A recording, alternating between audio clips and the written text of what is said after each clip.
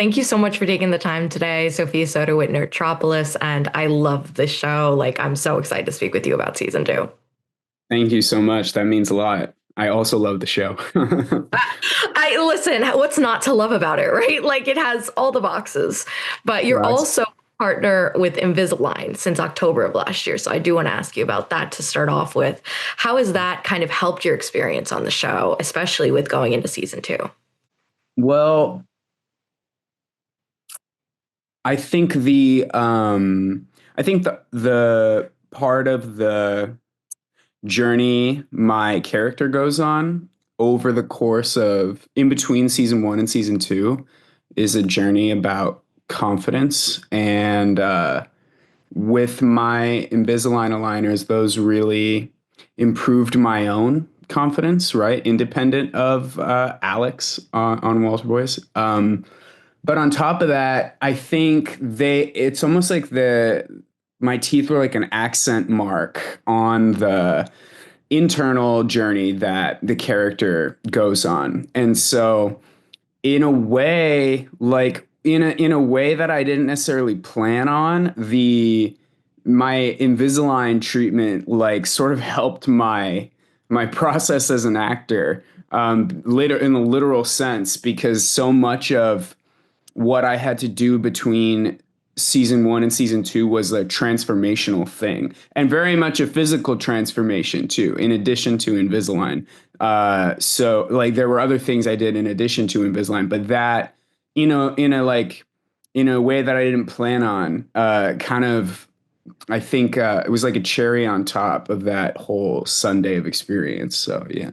Yeah, and you kind of led me into my next question because one of my favorite parts of TV is that you get to kind of come back and see the character at a different point in their life, especially if it doesn't pick up right where we left off with the first season, which is the case here. So I wanted to ask, what is your kind of personal favorite part of growing with a character, since not only is he changing, but you are as well? Yeah, that's a great thing to bring up because I went to drama school and there's a lot of like I'm quote unquote trained in a lot of ways. Like I can do Shakespeare. I've like read various plays throughout history. I've studied art movements, like Dada, Art Deco. Like there's a lot of things I know about that don't necessarily manifest directly. And I've always said with regards to shooting a TV show, like there was no class in drama school where you learn how to be on TV. And yet, ultimately, it's all just one story. It's all one big story. And when you're working as an actor, you're only really ever working scene to scene. Like even when you're in a play, the best actors on stage are working moment to moment. And when you're shooting a show, you're only ever shooting one scene at a time. So if you're really aware of the story and have done your homework, that shouldn't be an issue in my opinion. But in spite of that, it's such a luxury to even do this at all, let alone to do it again and to come back and revisit somebody and have the agency to like kind of transform with them because I'm not the one that's manufacturing any changes. Those all come from the writing, but I get to sort of like ride that wave and it's a really enjoyable thing in part because I sort of get to vicariously relive my teenage years and like the the experience Alex has. I mean, in the first season is a compilation, an accumulation of experiences I had when I was a kid, and getting to relive those was super was like a very cathartic experience. And yet, going into season two, which you will see when you watch it, he goes through like a phase, and it's like I went through this phase, and like that phase is fun And it was nice. It was fun to go back into that phase and be like, man, I feel 16 again. And like, I remember screwing up in this way. And boy, is it awesome. And it's like, it's nice. So I don't know. It's just, I think the word to emphasize is gratitude because like I said, people like I'm lucky to have done this once. To get to do it twice is crazy. I never, it's something I couldn't have And you're imagined. doing it 3 times because we were renewed. We're doing it 3 times. We're about to go do it 3 times. Yeah. I'm working on that right now. So, yeah. Can't wait. I love that. And obviously, just like Jackie, the audience wasn't with Alex during the summer. And you've kind of spoken about how so many changes are going to come specifically for Alex. How much are we going to find out about that missing time period? And what is your experience like that as an actor? Like, are you told everything that happened during that point? Or do you kind of come up with certain aspects by yourself of what you think happened? That's actually a really great question. Because I think this is fine to say. I think this is permissible to say. That was never what happened over summer for Alex. Was never explicitly communicated to me. And so that's a very personal part of this character for me because I get to that was all me. Like everything that happened to him over the summer is entirely up to me. The writers never communicated that to me. Melanie, our showrunner, never communicated that to me, which as an actor, I'm not the type of actor that needs to be told what to do. Like I'm the type of actor that's going to do whatever he wants and needs someone to tell him what not to do, right? And so yeah, the summer stuff, like I created a whole narrative in my brain, in my like, soul or whatever, about that. And it's kind of nice to have that to myself. Like nobody really knows. So I have like an idea of like what Alex went through and how cowboy camp was for him, for so to speak. But it's I don't know if anybody will ever get to like bear witness to that. Funny enough, I can't say why, but our costume designer and I actually talked about it.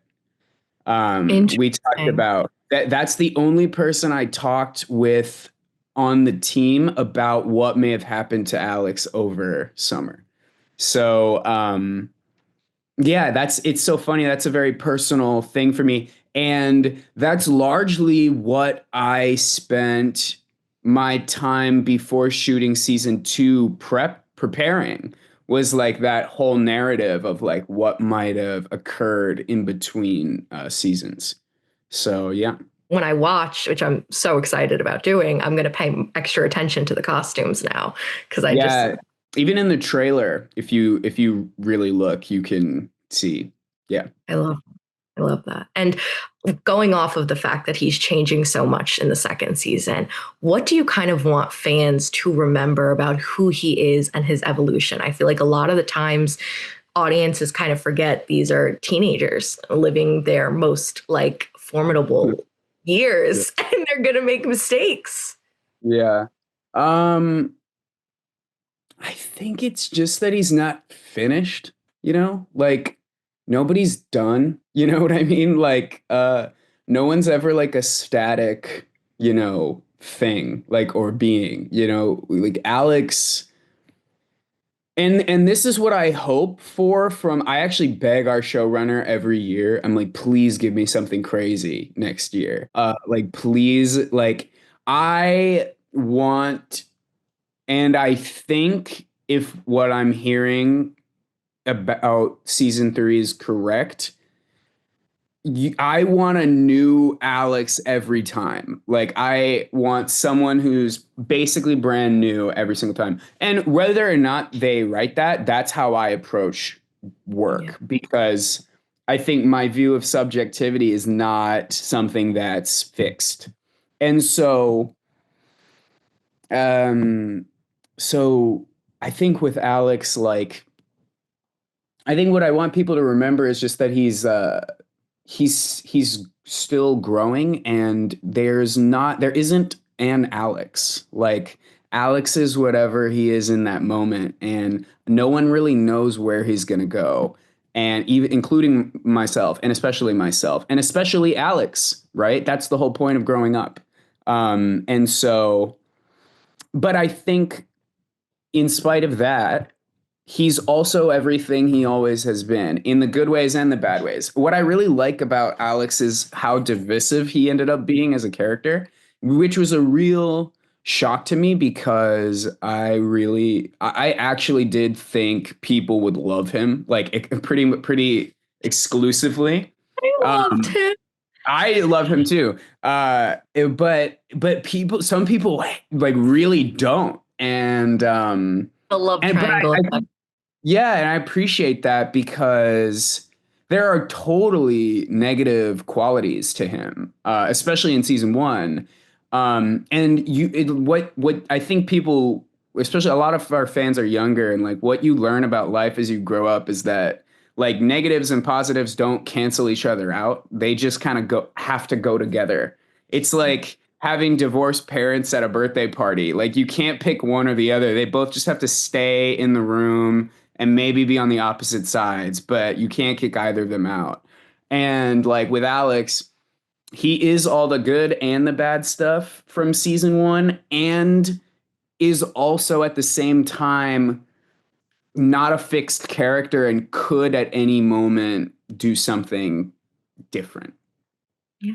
Long answer, That's but my thoughts.